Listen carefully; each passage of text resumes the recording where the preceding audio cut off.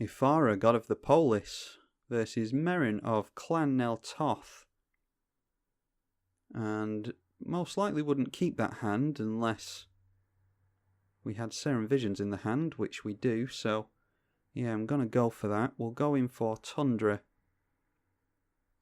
and then Serum Visions. And hopefully we can get some lands or mana ramp off the top of our library. We'll go, yeah, straight into Serum Visions. We'll see what we draw first of all. We draw and then scry 2 with this card.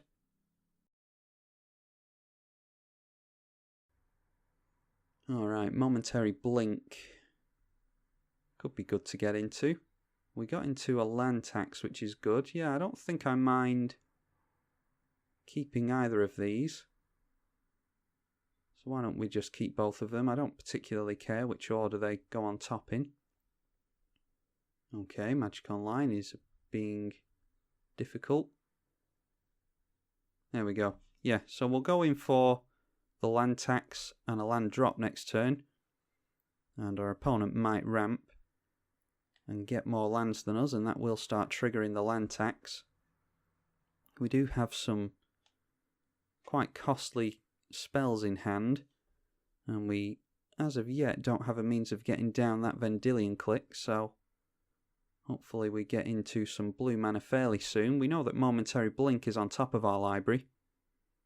That will go quite nicely with Muldrifter. We'll be able to cast it for its evoke cost of 3 mana, and then flicker it with Momentary Blink, and that will draw us 4 cards and keep Muldrifter in play. And yeah, our opponent decides to Sakura Tribelder. They should have done that during our turn. That way we wouldn't have triggered land tax. We're going to shuffle away the Momentary Blink here, but it's for the sake of getting us into some lands. I'll just get a couple of islands to start us off. Okay, and we get into Teferi Mage of Zalkia, I think it's called. Zalfir. Putting a stop on the draw step because I want to have a look and see what our opponent draws into, and then we can Vendilion Click and get rid of it. Many a time people have scooped to Vendilion Click, so hopefully our opponent isn't one of those players. Let's have a look and see what we don't like the look of.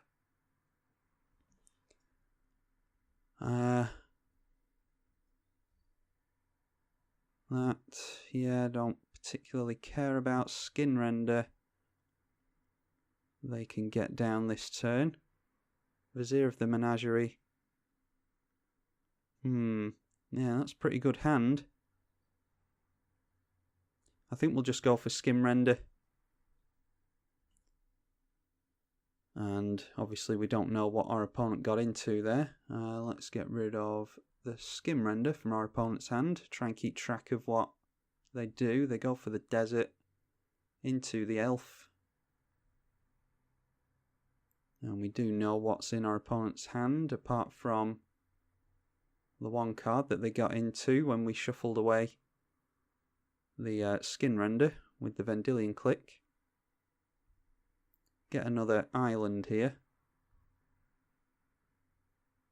And then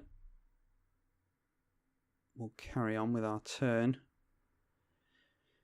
Yeah, I think I just want to go in for our commander here. We can start getting some card draw on the go.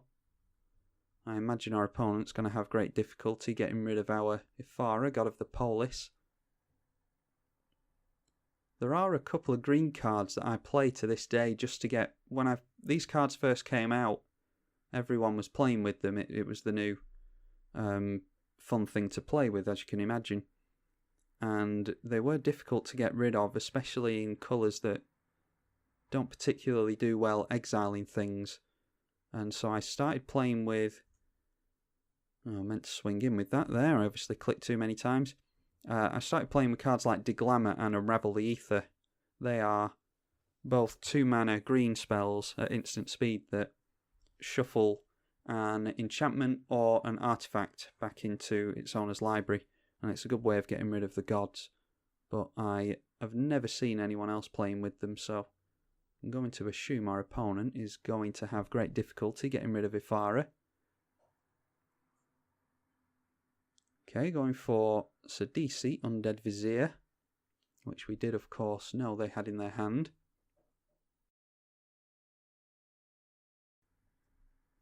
Interesting that they killed the Sidisi. That's most likely to get back with Meren when they decide to cast Meren. Get a plains. Yeah, I'm going to get 3 cards here just to try and thin out our library a little bit. Okay, Deadeye Navigator is a good thing to get into. I'm tempted to just go for Teferi, Mage of Zalfir, and I think I will go for that. I was tempted between Teferi and the Salt Skitter. That will get us more card draw, but I want to try and make it so that our opponent has difficulty doing things during our turn. So I think I want to set up with Teferi first, and then after that we can go for some more card draw. Teferi will trigger Ephara and make it so that we'll draw an extra card next turn. Okay, getting down Meren. And then I imagine they will get down... Yeah, they could get their Sakura Tribe Elder back to clamp it. Sakura Tribe Elder is an all-star in Meren of Clan Nel Toth decks, because not only does it ramp you every turn, but it also gets you an experience counter, and it's easy to bring it back straight to the battlefield from the graveyard. Our opponent only has 1 experience counter so far. It would be nice to get rid of Meren. I think I'm still... do we want Supreme Verdict? Yeah. We could Supreme Verdict and force our opponent to play Meren again next turn. They are going for Sakura Tribe Elder.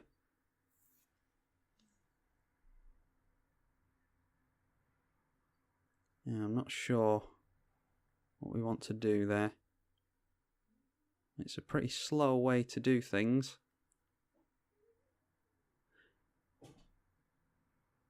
Yeah, I think I'm going to go for Supreme Verdict next turn. It's really slow, but I don't want our opponent going off with lots of Sakura Tribe Elder and Meren activations, not within the next few turns anyway. Okay, Temple of the False God we get into. I don't think that's going to help us yet though. We're going white. And then we'll have 1, 2 and 3 held up. That could take us into Muldrifter, but it does kill Muldrifter. Yeah, I think we might do that. That does trigger Ephara for next turn as well. I don't like playing Muldrifter for just 3 mana. Not without a flicker effect, but it'll draw us a card next turn and it'll draw us 2 cards this turn. We draw into more lands, so I think we have enough lands to see us through until the end of the game. I'm going to keep hold of that Tectonic Edge. Let's just get rid of island, and a plains. I do want to keep hold of another basic plains just in case. And then Ephara triggers because we had a creature enter last turn. So let's see what we get there. Yep, yet another island. Another land, I should say. We can take the stop off the draw step there. That is only on there for Vendilion Click, which we played a few turns ago at this point. Now then, the Tectonic Edge. I'm not sure if I want to use it on Thespian Stage or Maze of Ith. Liliana Spectre. Each opponent discards a card. Yeah, we have plenty of discard fodder, so that doesn't bother me one bit. We'll just get rid of a plains. And then, yep, our opponent goes for Sakura Tribe Elder, so we are keeping them off Meren, which is good. That means that if they want to use some mana next turn to cast Meren, that will be a lot of mana that they're using there. That is, as it stands right now, they'll only have 2 mana held up, or 3 if they decide to tap down the maze. And all these death triggers are not getting them any experience counters, luckily for us. Okay, that is a strange mana dork. I've never seen that before. Sacrifice it and add a black. Alright, yeah, I'm not going to bother land taxing. This thing is counter a target creature spell. We could hold on to that for Meren if we want to. Let's go Prairie Stream. I think this comes in untapped. Yes, it does. How about Salt Skitter? Or do we just want to go for Teferi? We'll go down for Teferi now just to make better use of our mana. And then we can Silumgar Sorcerer on our opponent's turn. And Teferi entering will draw us a card next turn. Alright, Knight of the White Orchid. I'm assuming our opponent's going to go in for Meren this turn. Silumgar Sorcerer has Flash, Flying and Exploit. When it enters, exploit a creature and counter a target creature spell. It's a 2-1 for 3 mana.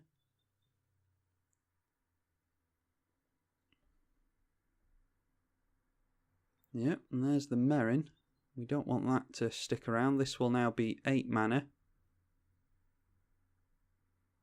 If they want to get into Meren again. And we are, of course, going to exploit Silumgar Sorcerer. Now they can afford to recast Meren. They have 3, 6, 7, 8, 9 mana available to them. Okay, Flashback Marauder gets rid of Teferi, which is unfortunate, but that's the risk you run. We did at least draw a card from him. And yeah, I don't regret our plays there. My opponent's going to get in for the first. Is that the second time they've dealt damage to us this turn? I don't know. I don't know what dealt us the first point of damage. I can't remember. Okay, land tax again. Yeah, I'm not going to bother. Okay, Elspeth Sun's Champion is a great way to trigger Ephara. Going for the Tectonic Edge. And we have 3, 4, 5, 6, 7, 8, 9 mana. So if we go 1, 2, 3, 4, 5, then that's 3 from Gilded Lotus, 4, 5, 6. Yeah, I think we can get into that. Gilded Lotus into Elspeth Sun's Champion. Hang on, actually. Knight of the White Orchid. If an opponent controls more lands than us, we can search our library for a plains. That is 4, 5, 6, 7, 8. 1, 2, 3, 4, 5, 6, 7, 8. Yep, that's more than enough for that. So I think if we go for Knight of the White Orchid first, and that is just a means of getting another creature into play, we'll say yes to that.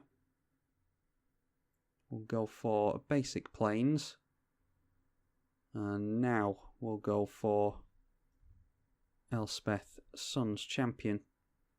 That will of course throw out 3 1/1s every turn. And it also activates Ephara, which we will most likely swing in with this turn. Elspeth Sun's Champion is good in this matchup as well because it gets around Fleshbag Marauder. We don't mind sacrificing any of our creatures here apart from Ephara, god of the Polis. I think I definitely want to get down Salt Skitter next turn. Whenever another creature enters the battlefield, you exile it and return it to the battlefield at the next end step. So that effectively means that this flickers itself every turn. That's the only thing we care about doing in this deck.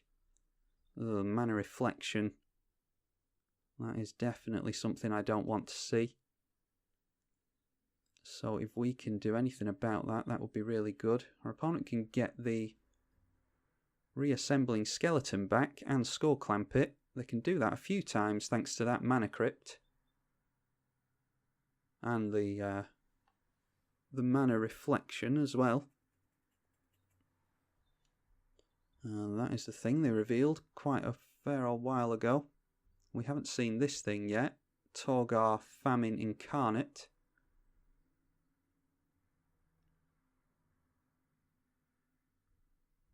But this thing, they can look at the top card of their library at any time and cast the card from the top of their library if it's a creature. And they can spend mana as though it's any type to cast creature spells. Going for Gonti, a deck I've been meaning to build for a fair old while. I have a list as long as my arm of commanders I want to build. They exile a card from our library, and they are tapped out. Yeah, we'll go for a land tax activation here. We'll grab ourselves a couple of islands, as well as a plains. And Venser is good. We'll just go for some more tokens. Yeah, Venser doesn't do a whole lot for us as of yet, does he? But he does give creatures we control unblockable for a turn. So we could try and go in for an alpha swing if we surprise our opponent with that. I think we just get down Salt Skitter right now. And then maybe Chromatic Lantern as well. Dead-Eye Navigator isn't anything too great for us either. Not with Salt Skitter in play. Yeah, I'm not too eager to get down the Dead-Eye Navigator. We have had creatures enter under our control this turn already. And it's good to hold something back in your hand, especially when you have a grip full of lands. Yeah, we'll hold up Tectonic Edge and make our opponent worry about counter magic. They're just going to get rid of Gonti. So if they have 4 cards in hand, but they'll get down Meren next turn, and that is kind of an extension of their hand when they can dip into their graveyard at the end of the turn. We've managed to keep them off loyalty counters, thankfully. We do get into Cyclonic Rift though, which makes me really happy that we held up some mana. 2, 4, 6, and it just so happens to be 8 mana that we held up as well. So that's lucky for us. How far are we off Elspeth's limit break? Yeah, the turn after next we'll be able to get that down. And here we go with Salt Skitter. This will draw us a card next turn, because Salt Skitter will reappear at the end of this turn, and that will of course count as a creature entering the battlefield. Land entering the field will transform Nissa, Vastwood Seer. We do play this card on the channel. It's a pretty good mono green deck. They go for the card draw and reveal a land, I think, there. Yeah, they revealed the Twilight Mire. Okay, in comes Skim Render, which we shuffled away before. So what is that going to go on to?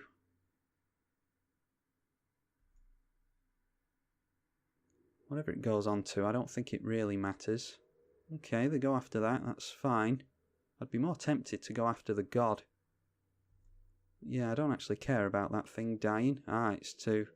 Yeah, I'm going to give our opponent props there and assume that they were aiming to take us off loyalty there. Not loyalty, off of devotion. We need devotion of 7 or more.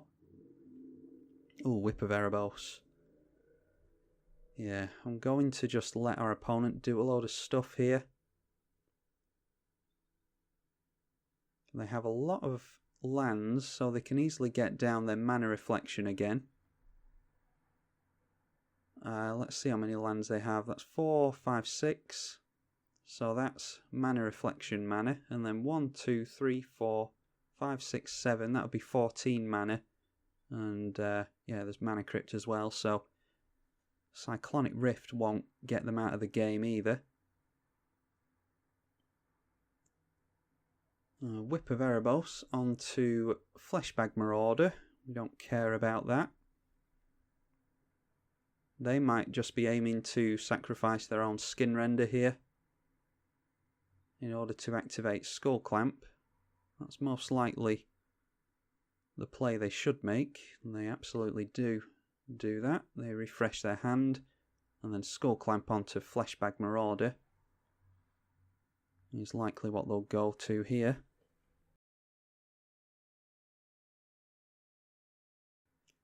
Ooh, Bramble Sovereign.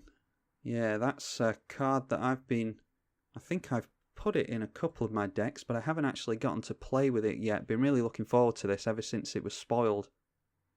I don't think I've had much chance to make use of it yet, but our opponent certainly has enough mana to do some broken things with it.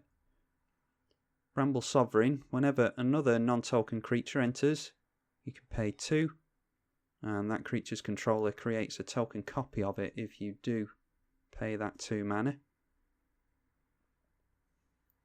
Skull Clamp onto the Fleshbag Marauder, and that Fleshbag does get exiled because it was brought back with the Whip of Erebos. And Skull Clamp again. I think we are just aiming at an ultimate on Elspeth at this point.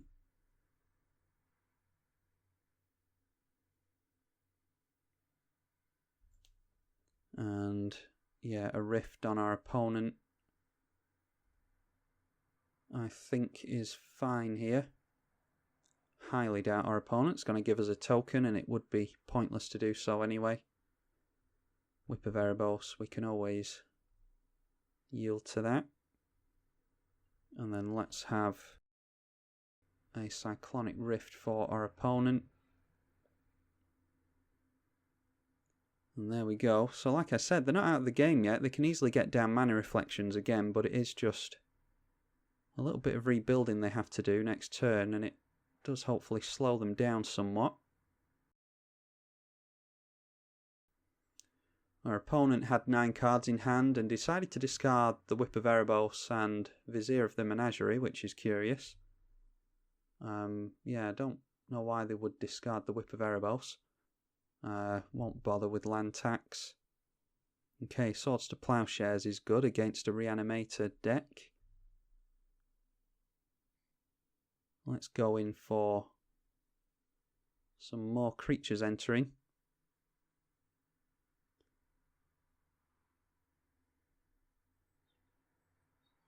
And that will, of course, trigger Salt Skitter. We can always yield to that. I don't think we're ever going to respond to Salt Skitter. We'll get down Command Tower. That is a dual land for us. And then, yeah, we'll just get down Venser. I don't think it particularly matters if we can't surprise our opponent with that, especially when they've no blockers in play.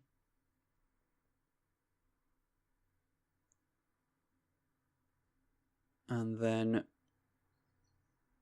yeah, we'll get down Deadeye Navigator as well. We've got plenty of mana to mess around with Deadeye Navigator if we want to.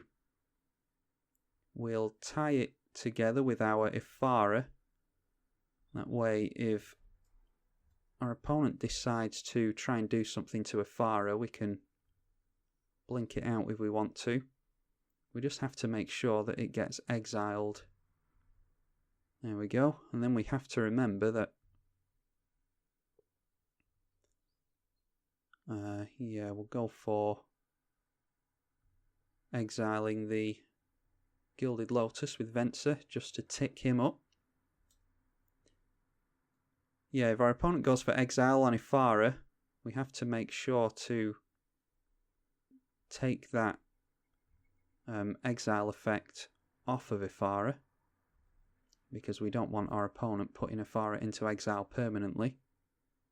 Unfortunately, Magic Online doesn't actually ask you anymore, and there's Maze of Ith.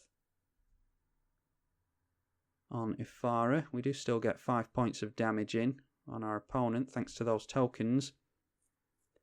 And I will most definitely be minusing down Elspeth next turn. Unless our opponent gets into a board wipe. So we get back the Gilded Lotus from Venser. And the Salt Skitter enters at the end of our turn. And I have no doubt that our opponent is going to play a creature this turn. We can flicker our Deadeye Navigator if we want to have a creature enter, if our opponent decides not to. Okay, Cabal Coffers and Urborg Tomb of Yawgmoth are now online. I would wait to activate Cabal Coffers.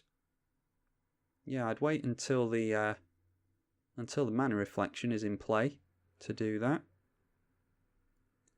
Let's go for Tech Edge onto the Thespian stage, because our opponent might have Dark Depths, but they might also decide to copy Cabal Coffers with that thing. They could do it in response, but it would tap down the Thespian stage, so that's just not something that I want to play around.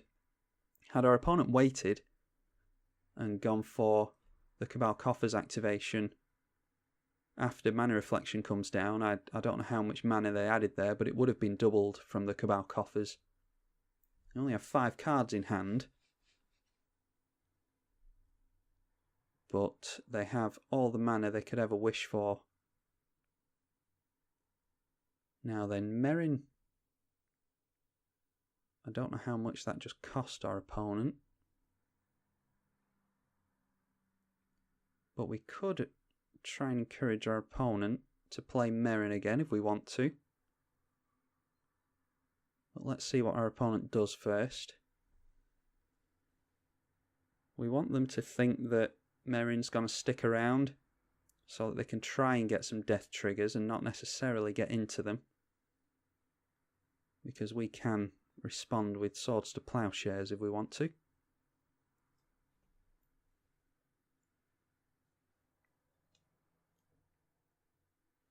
Out comes Skull Clamp, as comes to no surprise to anyone. Okay, reassembling Skeleton comes down, and this is most likely going on the Reassembling Skeleton. I think, actually, we can just exile the Reassembling Skeleton, because they can recast and Skull Clamp that all day if they want to, thanks to all the mana they have. That not only gets rid of lots of death triggers, but it also keeps our opponent from abusing Skull Clamp. Now hopefully they don't have anything like a Bloodghast or anything like that. Okay, Yawgmoth's Will. Yeah, that's pretty good. This is a good showing from Meren. Okay, in comes Blood Pet. And I forget how Yawgmoth's Will is worded. Until end of turn, you may play cards from your graveyard. If a card would be put into your graveyard from anywhere this turn, you exile it instead. Well, at least they can't abuse their little creatures that they want to Skull Clamp as well as they could have done previously. But there's plenty of other things they can go for here in the graveyard. Yeah, they could go for Vizier of the Menagerie, the Whip. Go for Nissa again. Torgar, Skimrender, Gaunty. Of course, they've still got the card exiled from Gaunty, I think. Yeah, we still have a face-down card in exile. Liliana Spectre wouldn't do them any good, although they don't know that. Sakura Tribelder. They'd have to wait to sacrifice that. They don't want that to be exiled. Yeah, Sidisi is something I would prioritise here, I think. I think our opponent wants to see a board wipe here.